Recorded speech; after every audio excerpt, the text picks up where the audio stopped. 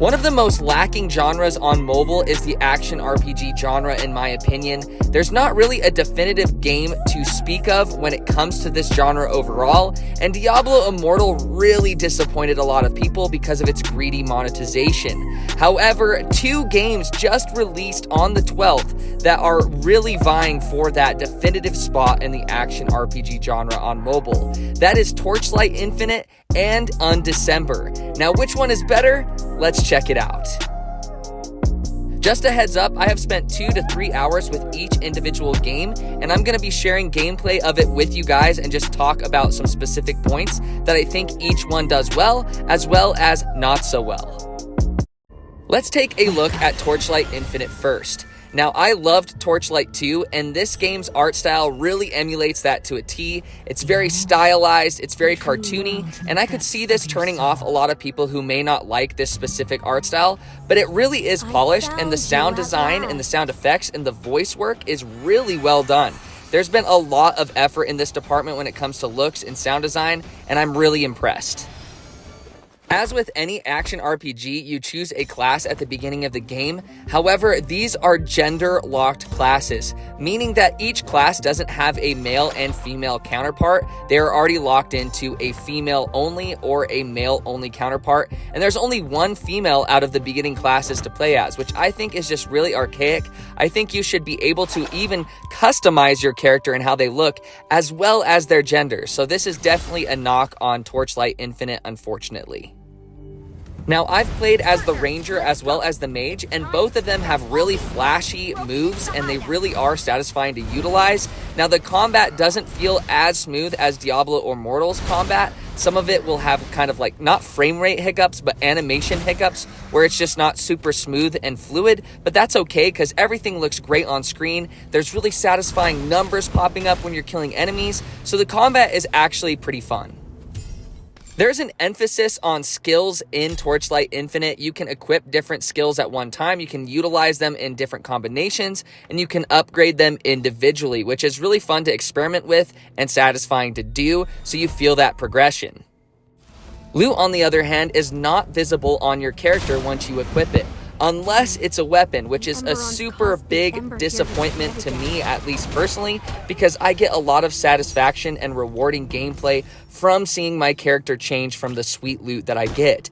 Now, your character doesn't automatically pick up loot, which is also unfortunate, so you have to spam the pickup button, which is really dumb, and honestly, the auto loot function is actually locked behind a paywall. So there's 2 different types of paywall.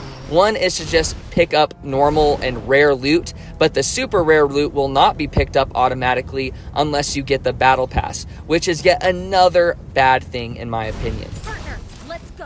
Another system that Torchlight Infinite has is the pet system, which I personally enjoyed in Torchlight 2.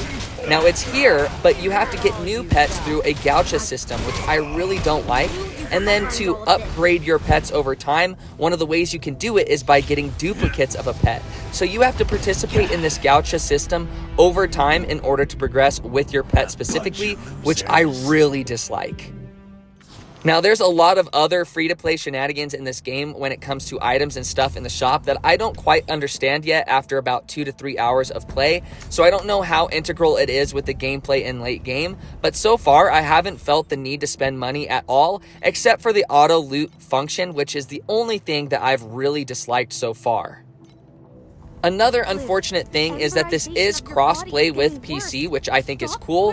However, I do not see a way to play with other players or participate in PvP or multiplayer. Now, I may be wrong. Like I said, these are just my first impressions, but that's also kind of a knock to the game itself, I guess.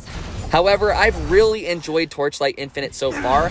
I'm personally enjoying it more than I did with Diablo Immortal, but that's probably because of my bias of enjoying Torchlight 2, and this definitely reminds me of that to a degree. And I don't think you can go wrong with the monetization model, at least up to the 3-hour mark. I don't know how heavily this will be influenced in the future, but it doesn't seem as egregious as Diablo Immortal's monetization model, which is at least a positive. Now let's move on to Undecember, which is probably one of the worst names for a game I've ever seen. Now this is the exact opposite art style of Torchlight Infinite. This is going for a dark, gritty fantasy art style with realistic graphics, and it really is great graphics in my opinion. There's voiceover work, there's great animations and cinematics, and everything just feels impactful and like brutal. I don't know how to describe it, but it really does emulate Path of Exile really well, and you'll feel like you're playing Path of Exile at moments, which is a good thing in my opinion.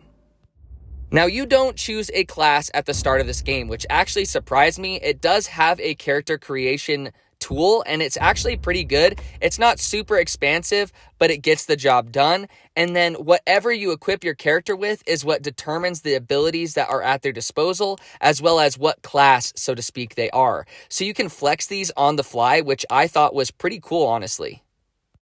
I also noticed that at least during the first 2 to 3 hours of this game, there seems to be way more mobs and way more enemies on the screen than in Torchlight Infinite, which I thought was pretty cool because that's where a lot of the satisfaction of power tripping in an action RPG comes from, is just mowing down huge mobs of enemies, which I really enjoyed in this game specifically. Now, Undecember has expansive skill trees, expansive rune systems, and you can slot them into weaponry or into your character. You can mess around with skills. There's just a lot to take in at the start of this game, and it's honestly quite confusing. Unless you've played Path of Exile, then you'll probably pick up on it a little bit faster, so you can definitely see the inspiration that this game took from Path of Exile, and there's a lot of depth here when it comes to your builds, whether it be your weaponry, your armor, your skills, or your character overall. I also feel like Undecember is a bit more difficult than Torchlight Infinite. You actually have to be careful and kind of train your enemies around. You can't just sit there in one spot and take hits over and over, at least during the start of the game, until you level up further, which I actually enjoyed.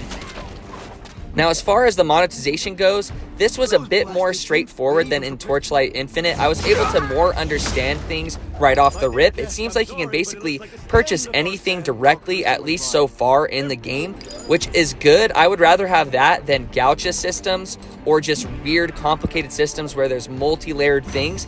This one was easier to understand. Now, if that is a good thing in the long run or during endgame, I don't know. Like I said, these are just my first impressions. All in all, I think Undecember is better than Diablo Immortal. I really have enjoyed it way more than that game, and I think it's due to the Path of Exile influences in this game. There's just a lot to learn, a lot of depth, and it feels really satisfying to figure it out and feel the progression of my character and have a lot to do with the progression of my character and make them very specific to me. And I really like the more direct monetization model as well, so that's really good. In conclusion, is Torchlight Infinite better than Undecember or vice versa? Honestly, I think it's comparing apples to oranges in a way. These are pretty opposite from each other in a lot of different instances, and they just have completely different flavors from one another. I think it's going to come down to the monetization model, especially mid to end game, which I haven't really gotten to delve into quite yet. But from an appearance standpoint, again, don't take my word for this, but I feel like Undecember has the less predatory monetization model, at least from first glance. So, I mean, take that with a grain of salt, but if monetization model is your main concern, go with Undecember. However, if you like cartoony, more streamlined gameplay with really satisfying spells and abilities and stuff like that, maybe go with Torchlight Infinite. Again, these are both free, so you can try them out for yourself. Alright guys, do you agree with my conclusion? Let me know in the comment section down below. Have you tried either of these games? Are they good? What opinions do you have? I'm really excited to participate in the discussions that ensue. As always, leave a like, pop a sub, comment. It really helps me out, and I hope this video helped you out. If you want more content from me, check out any of the links in the description down below. I appreciate you guys, I love you guys, and take it easy.